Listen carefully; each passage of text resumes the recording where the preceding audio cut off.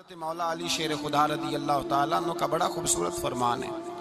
حضرت علی فرماتے ہیں جب تجھے مشکل آتی ہے تو وہ تجھے رب کا پتہ بتانے آتی ہے، وہ تجھے اللہ کا پتہ بتاتی ہے،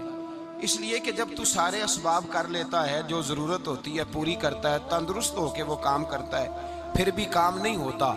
تو اس کا مطلب ہے کرنے والا تو نہیں، کرنے والا کوئی اور ہے جو کام کرنے والا، کوئی اور ہے۔ تو عزیز بھائی یاد رکھیں، ہر مشکل کے ساتھ اللہ نے آسانی رکھی ہوتی ہے۔ اگر اللہ تبارک و تعالیٰ بیماری عطا کرے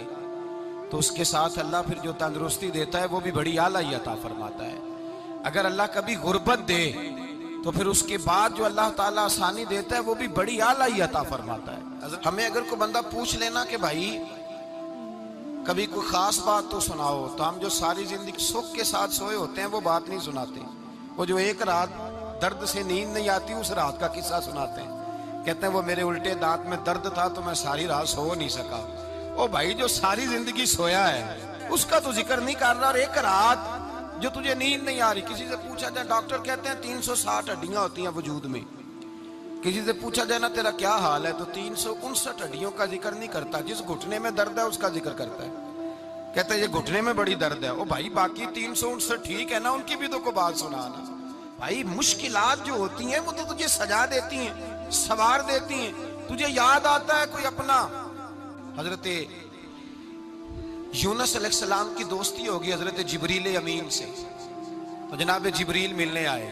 حضرت یونس علیہ السلام فرمانے لگے جبریل میرا دل کرتا ہے مجھے اس بندے کی ملاقات کرا جو اللہ کا سب سے زیادہ عبادت گزار بندہ ہے۔ حضرت جبریل امین لے گئے دور فلسطین کے علاقے میں،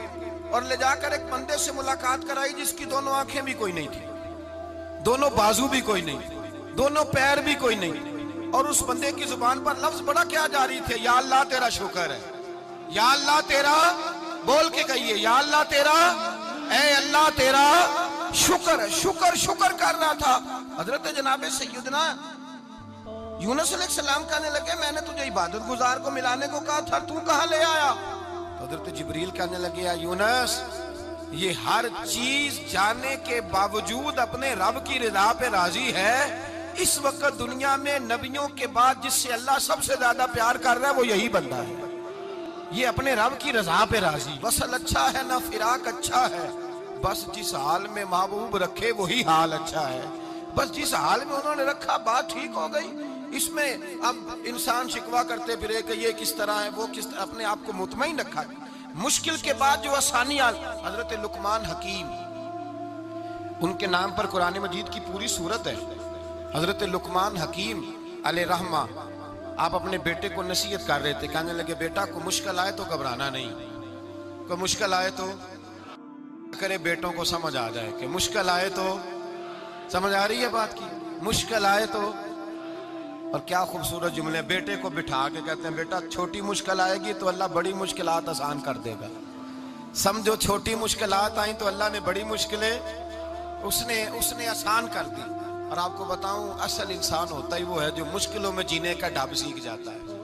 وہ بن جاتا ہے جو کرب کے حالات میں جینے کا سلیقہ سیکھ جاتا ہے۔ اپنے بچوں کو یہ سمجھانا، حضرت لقمان بیٹے مشکل آئے تو گھبرانا نہیں، بڑی کو ٹال دیتی ہے، وہ نیکی کا اور آسانی کا پیش خیمہ ہوتی ہے، اللہ اس کے بعد آسانی سمجھا رہے ہیں۔ کچھ دنوں کے بعد کہنے لگے آؤ فلاں اللہ کے نبی کی ملاقات کو چلے،